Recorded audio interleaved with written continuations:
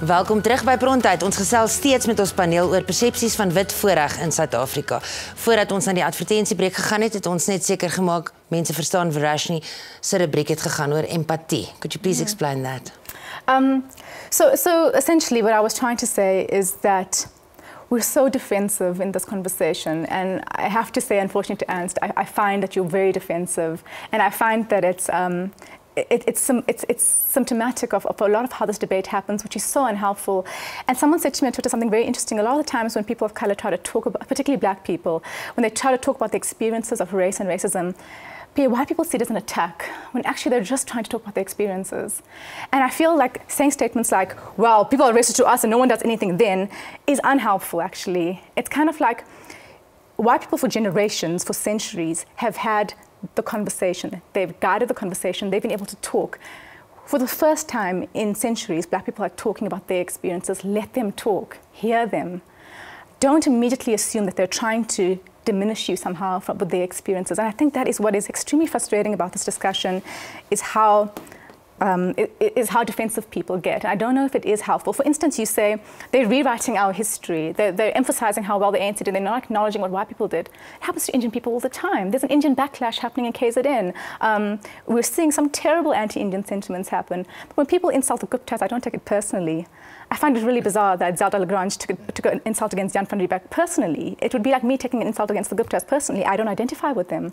You know, they don't define Indian people for me. And because there's a backlash from some African people against some Indian people, that does not define the race debate for me. There's a far larger structural injustice that we are still experiencing the effects of. 20 years is nothing. So to just harp on minor things here and there, I know they're not minor. I mean, farmers being killed is not a minor issue, I agree with you. But it's unrelated to this issue of empathy. Yeah, but farmers being killed, is that a race issue? Exactly, exactly. It shouldn't be framed as a race issue. No, so watch that. Yeah. Ernst, reageer. Mense kan baie goed sê om te reageer. Ek dink 'n verskil byvoorbeeld tussen die aanvalle op die Guptas en die landing daar en die goed wat die Guptas maak teenoor die stelling oor Jan van Riebeeck. Ek het die stelling oor Jan van Riebeeck dat Suid-Afrika se probleme begin het toe Jan van Riebeeck hier aangekom het, ook persoonlik opgeneem, en ek voel verdedigend daaroor en ek is kwaad daaroor. En ek dink die verskil is Jan van Riebeeck word algemeen beskou as die founding father van wit mense in Suid-Afrika. Hy was, ek bedoel, dis nou die geskiedenis, 1652 het Jan van Riebeeck hier aangekom. En dit gaan ook oor wat is die bedoeling wat die persoon het wat die stelling maak. Wanneer president Zuma, onthou nie, dis die president wat dit gemaak het, en daar's baie woede teenoor die regering. En ons moet onthou dat hierdie debat gaan oor ras. Ja, maar dis waarby ek al uitkom. Ja, maar is dit nie die probleem dat ons ras en die regering te veel oor dieselfde kam skeer? Nee, maar die punt is, wanneer die president sê al ons probleme het begin toe Jan van Riebeeck hier aangekom het, kan ek nie enige ander interpretasie kry vir wat hy sê as ons probleme het begin toe wit mense hier aangekom het nie. So ek beskou dit as 'n aanval op wit mense. Hy het dit nie gesê nie, maar ek kan geen ander interpretasie. You must then please provide me with a different, reasonable interpretation. It really cannot be. So, for example, there are many people, for example, in South Africa who fought for freedom. Many of whom some of the things that they represent, I detest. And when you attack those people who are freedom fighters, who actually helped, many of the politicians today, for example, who are corrupt, who do really terrible things, were founding fathers of our new dispensation. They worked hard, they risked their lives. But when they get attacked, it's not an attack on black people. It cannot be. An attack on Jan van Riebeeck and his badness cannot be in any way an attack on white people. It certainly cannot be an attack on you. But I think one of the problems we have is around how we think about the relations we are fostering in South Africa. So imagine, for example, we're a family or we're in a relationship.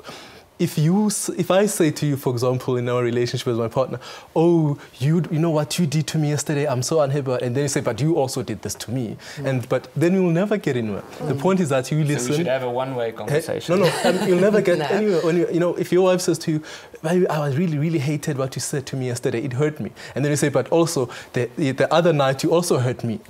That's not the conversation. That's no way to have a conversation. And that's assuming the wife and husband are equal. Yeah. In this conversation, you have people who have have been silenced for hundreds of years. And you're assuming that you're on the same level as them. You're saying, but you're racist to me. And you're not acknowledging centuries of structural injustice. You're assuming that the racism works both ways. When the power dynamic is so dramatically different, racism does not work both ways. But I think what I think is quite important, and I think this is why a lot of people are defensive. So I listened the other day to a radio interview. They were interviewing quite a prominent black woman who is, business, very successful.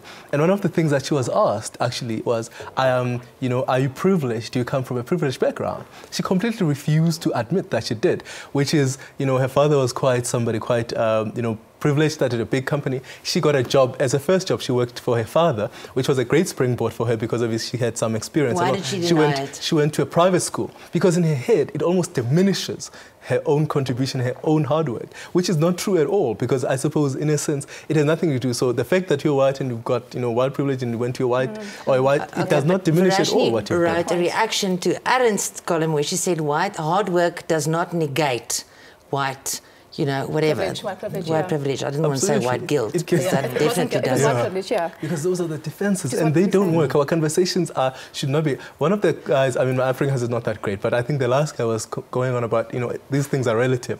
One of the interesting things, because people sometimes say, but black people are privileged too. Again, this bad kind of conversation. It's also about how we relate to each other.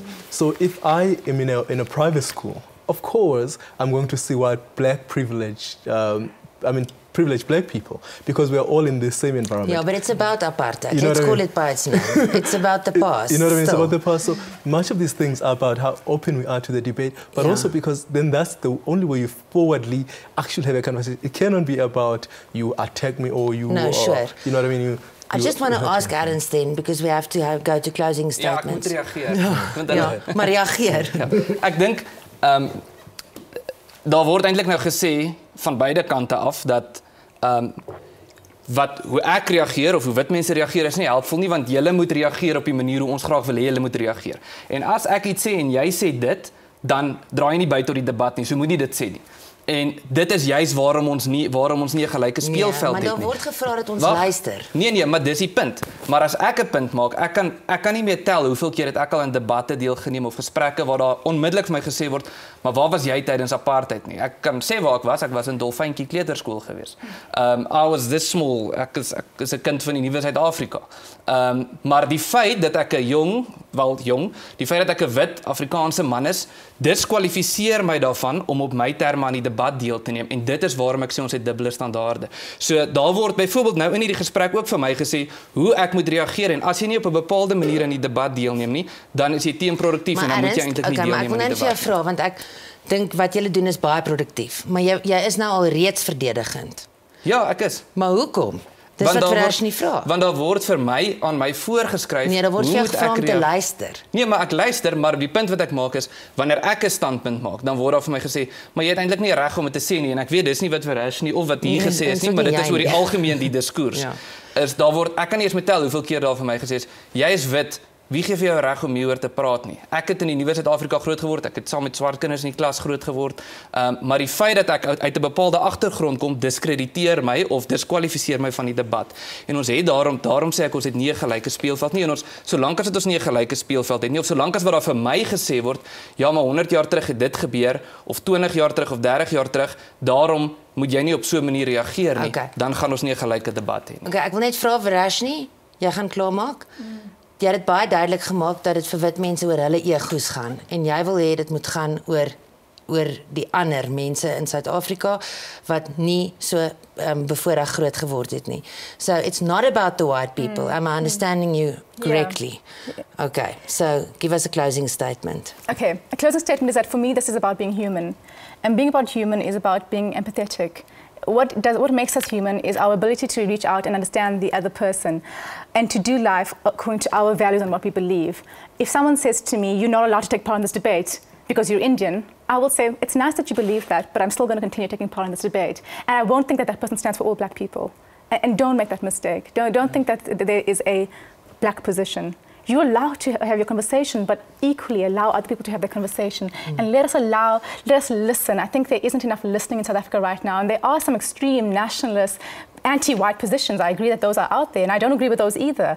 But I think a lot of white people make it harder for themselves when they refuse to listen and empathize. Ek hoop julle het baie pret hierna. Dit was Verashni Pillay, Ernst Roets en Xhanti Payi. Dis lekker om 'n gesprek te hê met die jong klomp van Suid-Afrika en ek hoop definitief nie hulle hou op praat nie.